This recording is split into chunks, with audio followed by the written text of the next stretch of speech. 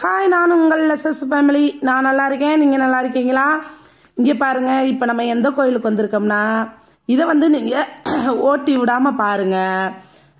இதில் ஏன்னா நிறையா கார்த்திக் மாலை போட்டது அவர் அவருடைய காலில் எல்லோரும் விழுந்தது எல்லாமே இதில் இருக்குது. அவர் கோயில் சுற்றி வந்தது, கரகம் தூக்கி அந்த காவடியை தூக்கி ஆடினது எல்லாமே இருக்குது. எப்படி கார்த்திக் காவடி பிடிச்சி ஆடினாருன்னு அது லாஸ்ட்டில் இருக்குது. அதை நீங்கள் லாஸ்ட்லேயே நடுவில் இருக்குது. நாங்கள் சாப்பிட்டது அன்னைக்கு ஃபுல்லாக என்ஜாய் பண்ணது எல்லாமே இருக்குது. நான், என் தம்பி, அதாவது என் ஃபேமிலி, இதில் என்ன ஒரு பெனிஃபிட் இருக்குதுன்னா எங்கள் ஃபேமிலி இதில் நாங்கள் காட்டியிருப்போம். அது இடையில எங்கள் ஃபேமிலி இருப்பாங்க. நாங்கள் யார் எங்கள் ஃபேமிலி அப்படின்னு சொல்லி இதில் பார்த்துக்கலாம். நாங்கள் முழுசாக காட்டலை. நான் பொய் சொல்ல விரும்பலை. இங்கே பாருங்கள், கார்த்தி சாமி கும்பிட தயாராகி நிற்கிறாரு. நாங்கள் ஏற்கனவே காலையிலே வெள்ளனமே 4 மணிக்கு மாலை போட்டுட்டோம். மாலை போட்டு சாமி நடப்பயணத்துக்கு போகிறதுக்காக நின்றுக்கிட்டு இருக்கோம். அங்கே இதில் என் ஃபேமிலி 2 பேர் தெரிவாங்க. லைனில் நிற்கிறோம். இந்த லைன் எதுக்கு தெரியுமா? அந்த லைன் நம்ம எல்லாருமே காலில் விழுவாங்க பாரு. சாமி காலில் விழுவாங்க. காலில் விழுந்து தான் வழி அனுப்புவாங்க. இது ஒரு சாஸ்திரம். இந்த சாஸ்திரம் உங்கள் ஊரில் இருந்தால் எங்கள் ஊரில் உங்கள் ஊர் கமாண்டில் சொல்லுங்கள். உங்கள் ஊர் கமாண்டில் சொல்லாதீங்க, என் கமாண்டில் சொல்லுங்கள். எங்கள் ஊர் இந்த ஊர் தான், எங்கள் ஊரில் இப்படி வழிபாடுகள்லாம் இருக்குது அப்படின்னு நீங்கள் தாராளமாக சொல்லலாம். இப்போ இந்த வெளில கிளம்பியாச்சு, எல்லோரும் காலில் விழுகிறாங்க. இதில் கூட எங்கள் 2 சொந்தக்காரங்க இருக்காங்க. அதுவும் எங்கள் ஃபேமிலி தான். அதை நான் வேறு சொல்ல விரும்பலை. அவங்க எப்படி இருப்பாங்கன்னு நான் சொல்ல விரும்பலை. அதுக்கப்புறம் லைன் வந்தாச்சு, கோயிலுக்குள்ளே வந்தாச்சு. கோயிலுக்குள்ளே வந்தும் இதில் நிறையா பேர் அந்த காவடி எடுத்துட்டு அவங்கெல்லாம் வெளில போயிட்டாங்க. எல்லாருமே இவங்க காலில் விழுந்து ஆசீர்வாதம் வாங்கி இவங்க ஒவ்வொருத்தவங்களும் ஒரு விதமான காணிக்கையெல்லாம் கொடுப்பாங்க. அந்த காணிக்கையை வாங்கிக்கிட்டு அவங்க போய் நம்ம பழனி மலை கோயிலுக்கு தான் போகிறாங்க. எல்லோரும் இப்போ இந்த நடப்பயணம் பழனிக்கு தான் போகிறாங்க. உங்கள் ஊர்லேயும் இப்படி முருகன் கோயிலில் மாலை போட்டிருந்தாங்கன்னா இதெல்லாம் இருக்கான்னு நீங்கள் கண்டிப்பாக எங்களுக்கு சொல்லுங்கள். கார்த்திக் கிளம்பிட்டாரு. கிளம்பி வெளியே வந்துட்டார். காவடியை தூக்கியாச்சு. காவடியை சூப்பராக நல்லா எங்களுக்கு ரொம்ப சந்தோஷமாக இருந்துச்சு. அவர் காவடி பிடிச்சி ஆடுறது எல்லாமே. இந்த காவடி கட்டி கிளம்ப போகிறாங்க. லைனில் இருக்காங்க. இனி கிளம்பி போய் கரெக்டாக அந்த கோயிலை விட்டு பாருங்களேன், வெளியே போயிட்டாங்க பாருங்கள். வெளியேறி வராங்க. அதுக்குள்ளே எங்கள் ஃபேமிலி நாங்கள் எல்லாருமே நடந்து நாங்கள் போயிட்டுருக்கோம். இதில் எங்கள் ஃபேமிலி இருக்காங்க. இங்கே பாருங்கள், காவடி ஆடுறாங்களா.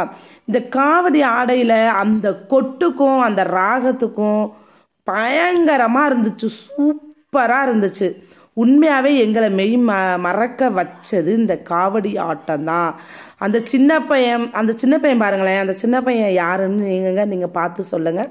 சூப்பராக ஆடுறாரு. முருகனே நேரில் ஆடுற மாதிரி ஒரு ஃபீல் இருந்துச்சு எங்களுக்கு.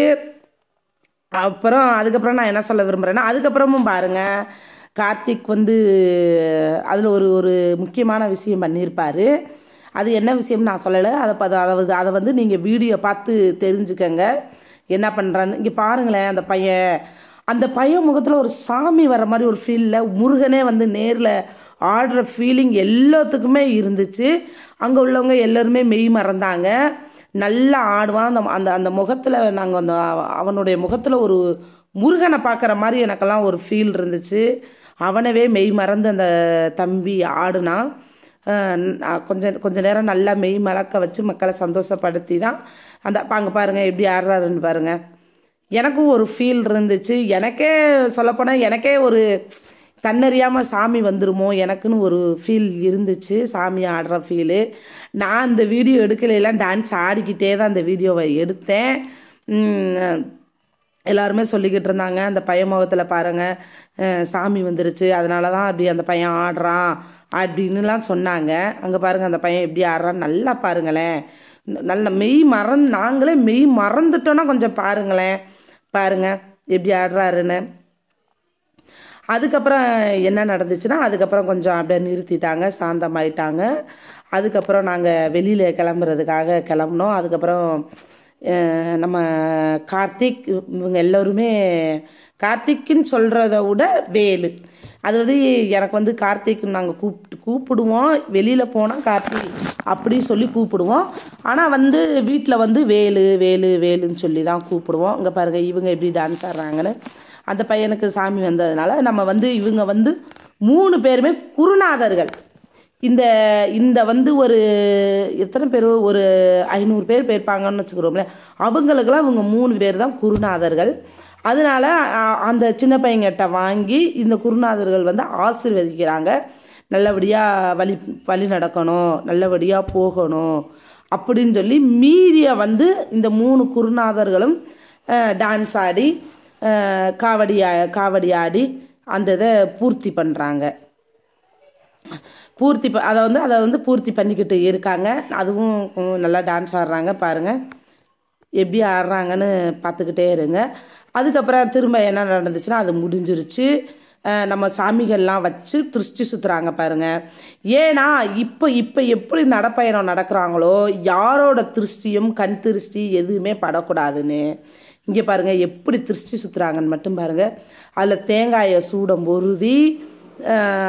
பொருதி அந்த சாமிகளுக்கெல்லாம் சுற்றி பாருங்கள், அந்த சாமியெல்லாம் சுற்றுறாங்க பாருங்கள். அந்த சாமியெல்லாம் சுற்றி இது வந்து நம்ம திருஷ்டின்னு சொல்ல முடியாது, முருகன் வந்து நல்லபடியாக வழிவிடணும் அப்படின்னு சொல்லி இதோட நம்ம திருஷ்டி அப்படின்னு சொல்லி சாமி வந்து கழிச்சு இது பண்ணக்கூடாது. நல்லபடியாக விநாயகரை வணங்கி தேங்காய் உடைக்கிறாங்க. பார்த்தீங்களா, குருநாதர் தேங்காய் உடைச்சிட்டாரு. எல்லோரும் வழி நடத்தி இந்த கிளம்பிட்டாங்க. இப்போ எல்லாத்துக்குமே எல்லோருமே பாத யாத்திரை கிளம்பிட்டாங்க. எல்லாருமே டாட்டா டாட்டா பாய் பாய் பாய் அப்படி சொல்லுவாங்க பாருங்கள். இதில் வந்து கார்த்திக்குன்னு சொல்லுவார். அவரும் கார்த்தி கிளம்பிட்டா இருப்பாருங்க. கிளம்பிட்டு அங்கே போய் டாட்டா சொல்லுவார், பாய் சொல்லுவார். அவர் முகத்தில் ஒரு சோகம் தெரியுதுன்னா அவர் ஃபேமிலியை விட்டு ஒரு 5 நாள் பிரிஞ்சு இருக்கணுமே அப்படிங்கிற